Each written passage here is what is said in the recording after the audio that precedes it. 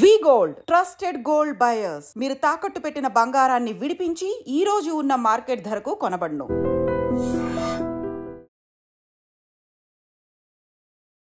Hello guys, welcome back to iDream media.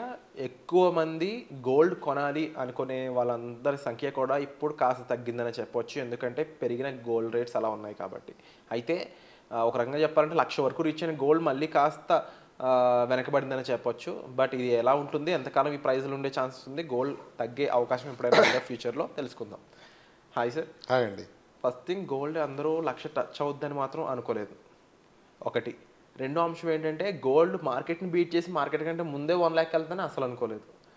అయితే gold అన్ప్రెడిక్టబుల్గా behave చేయడం గల కారణాలు ఏంటి? గోల్డ్ కన్నా సిల్వర్ యూసేజ్ ఎక్కువ ఉన్నప్పటికీ కూడా గోల్డ్ ఇంకా తన స్ట్రెంగ్త్ అలాగే పట్టుకుని ఉంది. ఏ రీజన్స్ మీద? ఓకే, గోల్డ్కి హిస్టారికల్గా ఒక ఇంపార్టెన్స్ ఉంది. గోల్డ్ స్టాండర్డ్ అంటాం, లేకపోతే మనం గోల్డ్ బెంచ్ మార్క్. యాక్చువల్గా silver is only also ran. So గోల్డ్కి సిల్వర్కి కంపారిజన్ లేదు. గోల్డ్దే. గోల్డ్కి యూఎస్ డాలర్కి చాలా స్ట్రాంగ్ లింక్ ఉంది. యాక్చువల్ ఇన్వర్స్ కోరిలేషన్ ఉంది యాక్చువల్గా చెప్పాలి అంటే. అలాగే మన ఈక్విటీ మార్కెట్స్కి గోల్డ్ ప్రైస్కి కూడా ఈ ఇన్వర్స్ నెగటివ్ కోరిలేషన్ ఉంది. అంటే మన ఈక్విటీ కానీ మన ఇండెక్స్ పెరిగితే గోల్డ్ పడుతుంది, ఈక్విటీ పడితే గోల్డ్ పెరుగుతుంది. ఇది ఒక థంబ్ రూల్ యాక్చువల్లీ ఎప్పటి నుంచో ఉంది.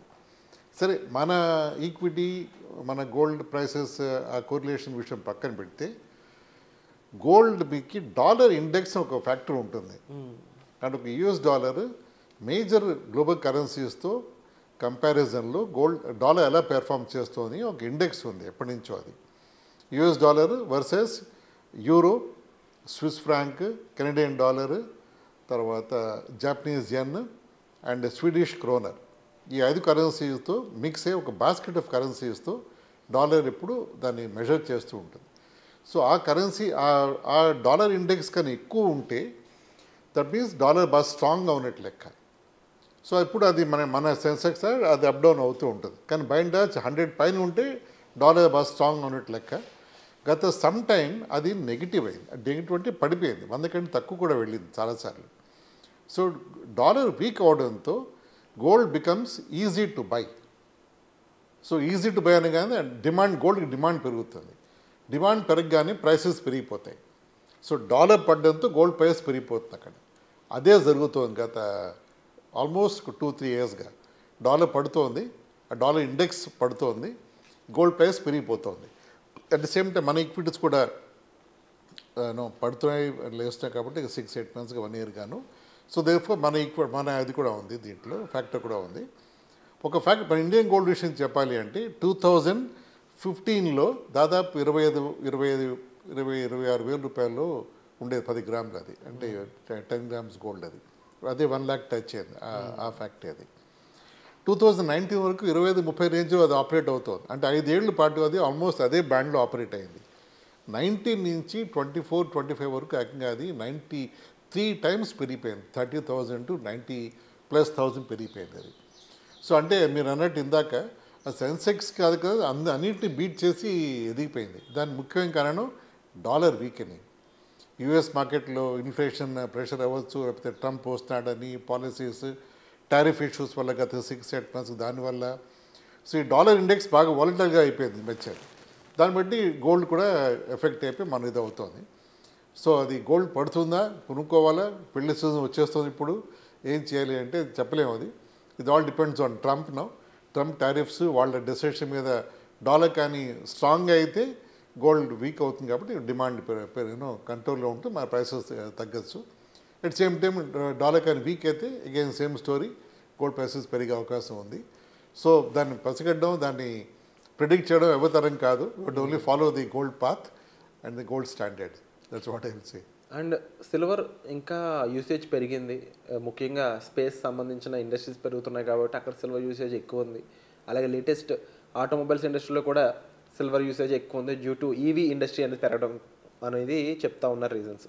ఇంత ఫ్యూచర్ ఉందా సిల్వర్కి? సో సిల్వర్కి సంబంధించిన స్టాక్స్ కానీ, సిల్వర్కి సంబంధించిన లేకపోతే ఎన్ని రకాల ఎసెట్స్ ఉన్నాయి సిల్వర్కి సంబంధించి, అవన్నీ పెరిగే ఛాన్స్ ఉందా? సిల్వర్ ఒక ఇండస్ట్రియల్ యూజ్లో బాగా యూజ్ కనిపిస్తుంది. దాని పెర్ఫార్మెన్స్ ఇండస్ట్రియల్ యూజ్లో మీరు చెప్పినట్టు అదే ఉంది. ఆ సెక్టర్స్ ఆటోమొబైల్ సెక్టర్ ఆబ్వియస్గా ఇవి చాలా ఫోకస్లో ఉంది. అక్కడ కన్సంప్షన్ డిమాండ్ బట్టి సిల్వర్ బాగానే మూవ్ అవుతుంది. ఇందాక మనం అనుకున్నాం gold and silver moving almost simultaneously. Silver కూడా పెరుగుతోంది, కానీ సిల్వర్ పెరుగుతుంది, డిమాండ్ పెరుగుతోంది. ఇండస్ట్రియల్ డిమాండ్ యూజ్ వల్ల పెరుగుతోంది సిల్వర్. సో అది కూడా మనం ట్రాక్ చేయొచ్చు.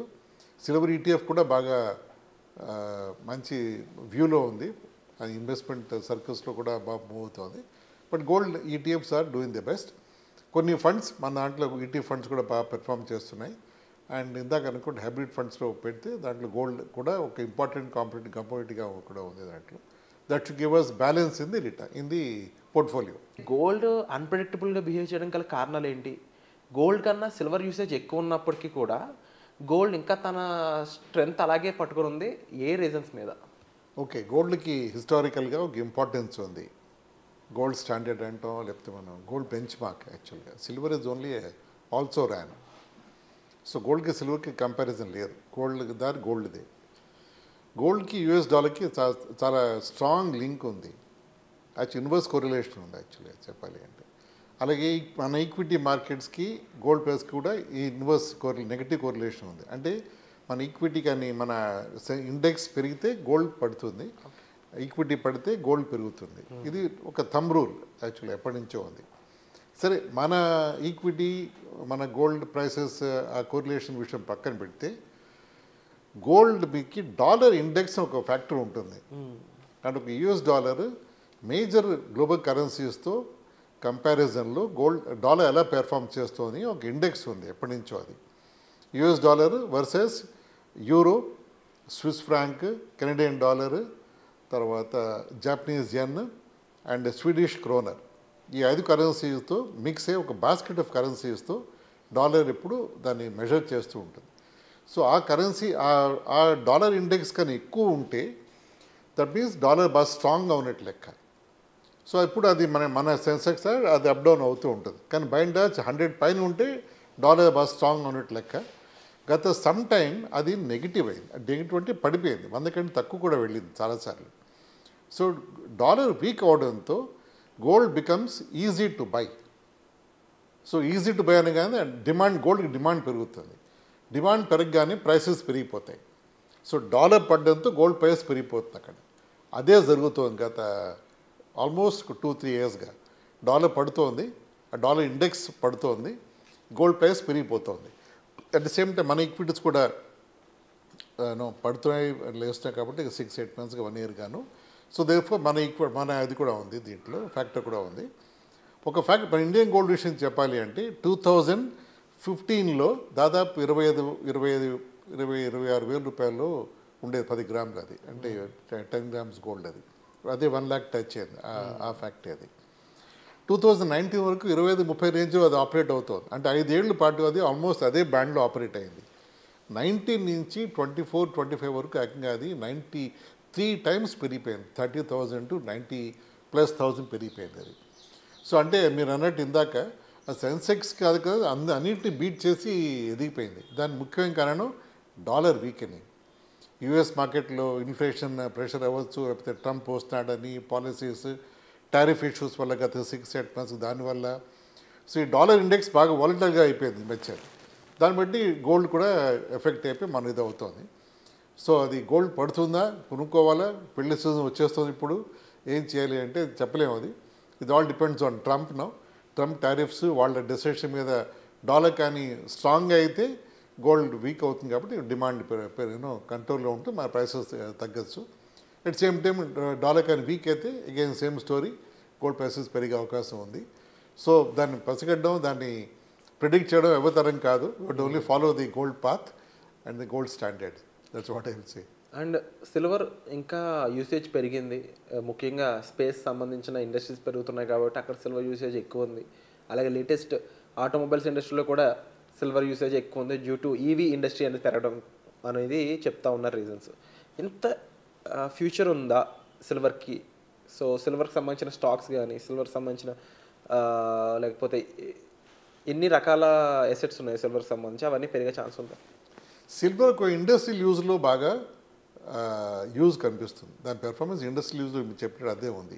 ఆ సెక్టర్స్ ఆటోమొబైల్ సెక్టర్ ఆబ్వియస్గా ఇవి చాలా ఫోకస్లో ఉంది. అక్కడ కన్సంప్షన్ డిమాండ్ బట్టి సిల్వర్ బాగానే మూవ్ అవుతుంది. ఇందాక మనం అనుకున్నాం gold and silver moving almost simultaneously, silver కూడా బాగా పెరుగుతోంది. కానీ సిల్వర్ పెరుగుతుంది, డిమాండ్ పెరుగుతోంది, ఇండస్ట్రియల్ డిమాండ్ యూజ్ వల్ల పెరుగుతోంది సిల్వర్. సో అది కూడా మనం ట్రాక్ చేయొచ్చు.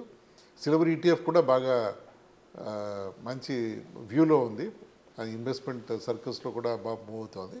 But gold ETFs are doing the best. కొన్ని ఫండ్స్ మన దాంట్లో ఈటీఎఫ్ ఫండ్స్ కూడా బాగా పెర్ఫామ్ చేస్తున్నాయి.